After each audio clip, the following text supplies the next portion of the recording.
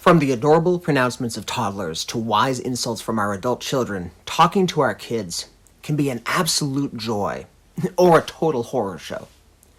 Every parent remembers a day when our 3-year-old wouldn't stop crying, our middle schooler gave us a 3-day silent treatment, or we screwed up when talking with a teen about coming home 3 hours after curfew. Communication is one of the most important safety skills we can learn and apply as parents, because communication is how we learn about many dangers and how we teach our kids how to avoid or overcome them. It's an art and a science some people spend entire professional lives beginning to understand. We could go wide and deep into this topic, but today I want to share 5 simple communication techniques so powerful they're basically Jedi Mind tricks. They're easy to learn, not that hard to use, and they can make a surprising difference starting right now. Number 5, rehearse the conversation. What if I told you that you already practice a habit that can help you communicate more effectively and affectionately with your kids? You know those arguments you have with somebody who's not there, where you practice what you want to say or should have said when it all happened 2 days ago? We can do that before sitting down to talk with our kids. We can rehearse what we'll say, practice keeping our cool when predictable arguments pop up, and use that chance to vent our frustration and fear over whatever issue needs talking about. Lawyers, salespeople, and negotiators all rehearse the conversation before a word is spoken for real. Athletes and performers rehearse constantly. If you try this before your next capital B, capital T, big talk, you might be surprised what a difference it makes. Number 4, use the sword of insertion. Sometimes our kids decide to start an argument when there's simply no time to get into it at that moment. Like arguing over what to wear when you needed to be in the car 5 minutes ago. Sometimes they get so wound up while venting about something that their words make them angrier by the minute. In either case, we need to interrupt them. But interrupting is rude and dismissive and likely to make them even more argumentative, unless you use what the Verbal Judo people call the sword of insertion. The sword of insertion is still interrupting, but it interrupts respectfully by using the following script.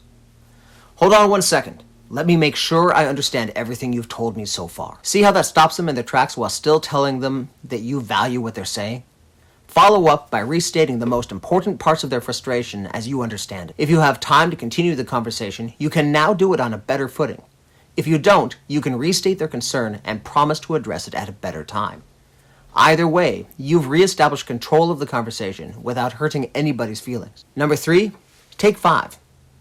This one's simple, but sometimes hard to remember and even harder to do in the moment. Remember, it's fair for you to take a break if your emotions get too hot, and that it's okay for your kids to do the same.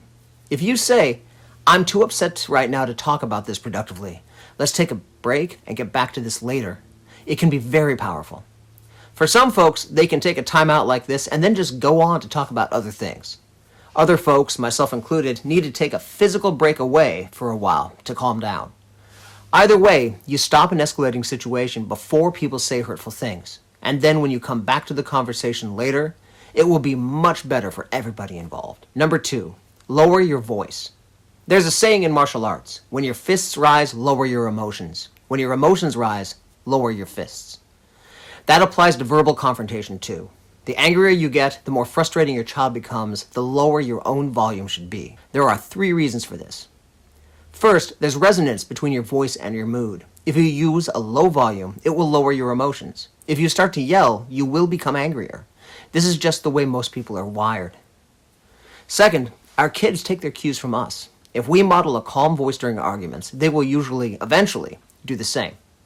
Our kids don't always listen to what we say, but they are constantly watching what we do. Third, if we talk quietly enough, it forces them to listen. They have to be quiet with their voices and lean in and move less just to hear our words. This creates a calmer, quieter, more attentive space to talk in, all of which makes it more likely that you'll have a productive and loving conversation. Before we get to number 1, let's discuss 2 runners-up. They're both powerful and important, and they're here instead of the top 5 because they're more concepts than hacks. Not something you can just whip out and apply, but rather ways to think about talking with our kids. The first is, always be their shelter. Our first job as parents is to be loving and supportive, even when we're ready to lose our cool.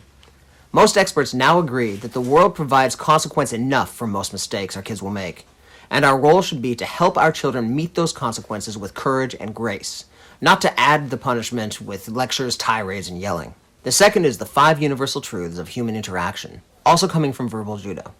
These are, Everyone needs to be treated with dignity and respect, regardless of behavior. Everybody needs to be asked rather than told.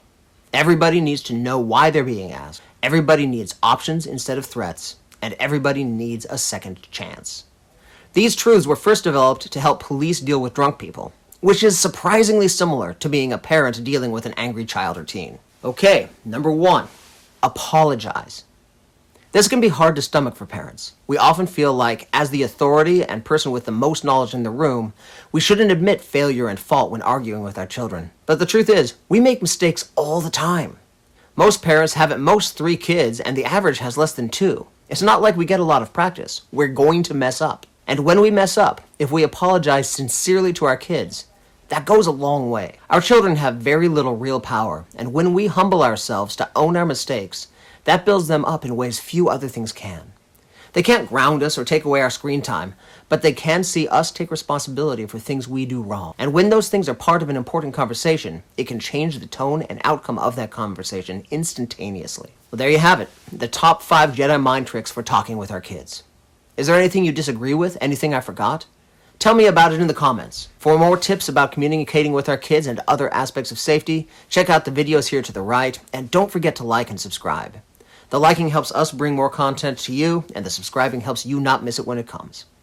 Thanks for watching. Stay safe.